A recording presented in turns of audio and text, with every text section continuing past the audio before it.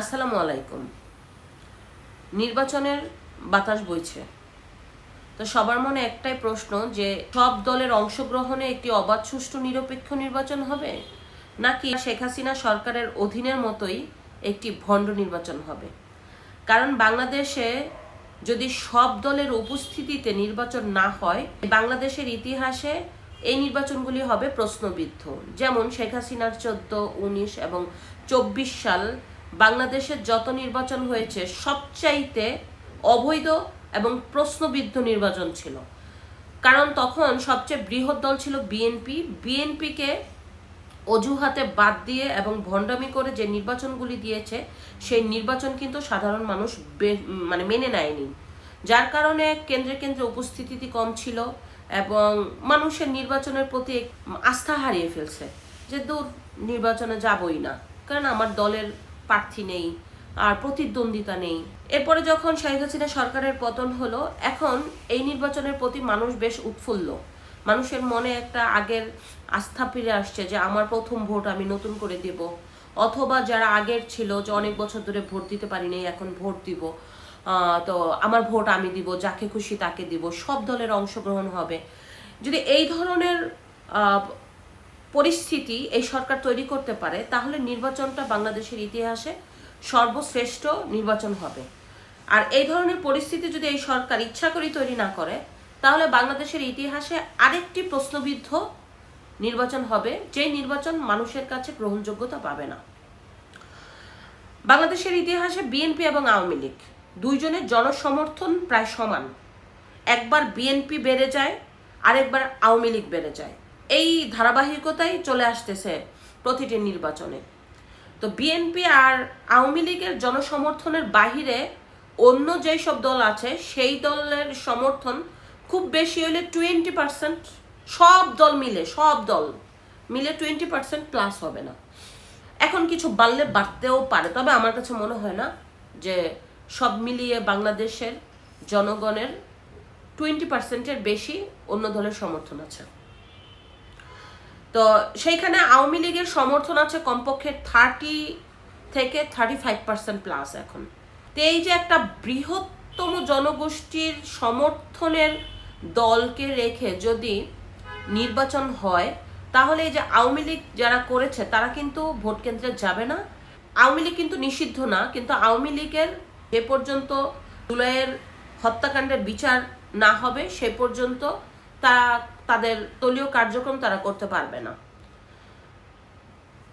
এই অবস্থাতে মানুষের মধ্যে একটা শঙ্কা তৈরি হয়েছে যে হয়তো বা আওয়ামী লীগ আসতেও পারে, আওয়ামী লীগ নাও আসতে পারে।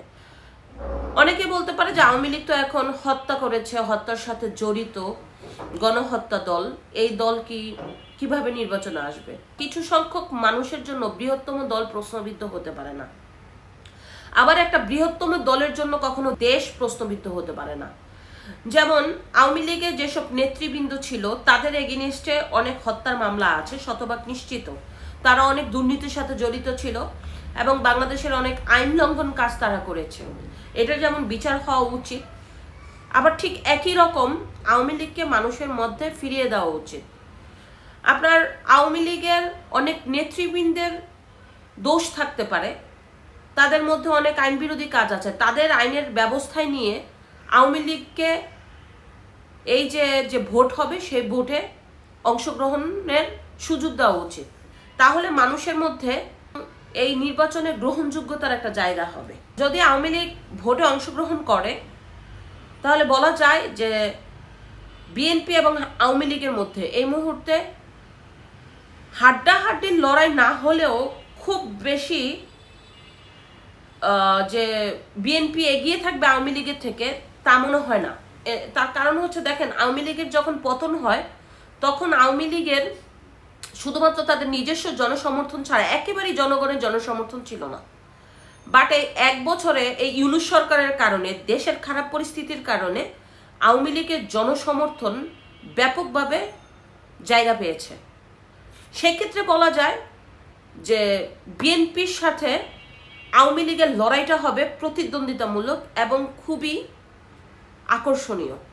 যদিও এগিয়ে থাকবে বিএনপি, কারণ বিএনপিকে মানুষ এবার সুযোগ দিবে যে আসলে নেক্সটে বিএনপি বাংলাদেশের জন্য কি করে। আর আওয়ামী লীগকে সুযোগ না দিলেও আওয়ামী লীগের ভোট বেড়েছে, এটা একদম সত্য কথা। সেক্ষেত্রে বিএনপি এবং আওয়ামী লীগ বাংলাদেশের অধিকাংশ সিট পেয়ে যাবে, আর জামাত তুলনামূলক কিছু কম পাবে, আর অন্যান্য দলের তো একেবারেই কম পাবে। এনসিপি তো কোনো অংশের তুলনাই করা যাবে না যে কত পার্সেন্ট ভোট পাবে।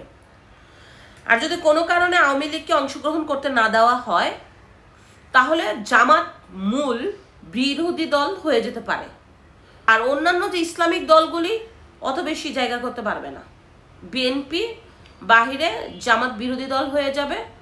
আর যদি জামাত জোট করে ইসলামী দলগুলোর সাথে, তারপরও বিএনপির সাথে পারবে না, কারণ বিএনপি বাংলাদেশের গ্রামগঞ্জে একতরফাভাবে অনেক জায়গায় জয়ী হয়ে যাবে যদি আওয়ামী লীগ পার্টিসিপেশন না করে। আর আওয়ামী লীগ পার্টিসিপেশন করলে বিএনপি জয় নিশ্চিত, তবে হাড্ডাহাড্ডি লড়াই হবে, এটা হচ্ছে শতভাগ নিশ্চিত কথা। এখন দেখা যাক কি হয়। আবার এরকমও হতে পারে যে জামাতের যেই নির্বাচন, জামাত কিন্তু এখন অসন্তুষ্ট এই নির্বাচনের সময় নিয়ে এবং জুলাইয়ের ঘোষণাপত্র নিয়ে।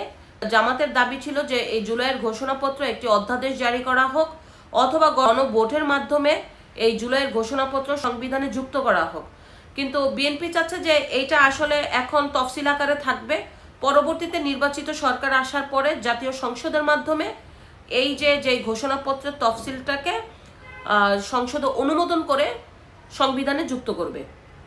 এ নিয়ে জামাত এবং বিএনপির মধ্যে দ্বন্দ্ব চলছে।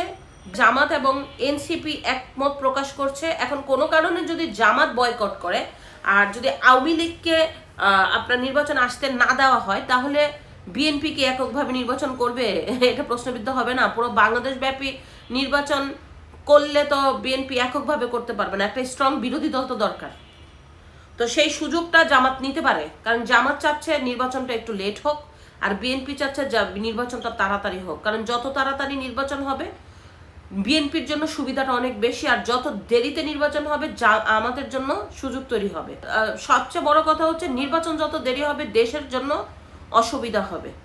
একটা দেশের নিরপেক্ষ নির্বাচিত সরকার না থাকলে বাংলাদেশের বাইরে যারা বিদেশিরা কখনো বিনিয়োগ করবে না, কর্মসংস্থান কমে যাবে, মানুষের নিরাপত্তার জায়গাটা কমে যাবে, আইন শৃঙ্খলার অবনতি হবে,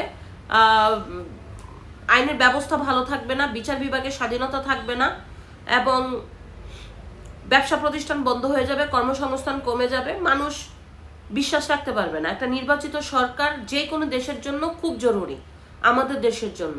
তাই আমরা চাই একটি অবাধ, সুষ্ঠু, নিরপেক্ষ নির্বাচনের মধ্য দিয়ে এবং সব দলের অংশগ্রহণের মধ্য দিয়ে আমরা আবার আমাদের নির্বাচিত সরকারকে ফিরিয়ে আনি এবং বাংলাদেশকে ভালো রাখি।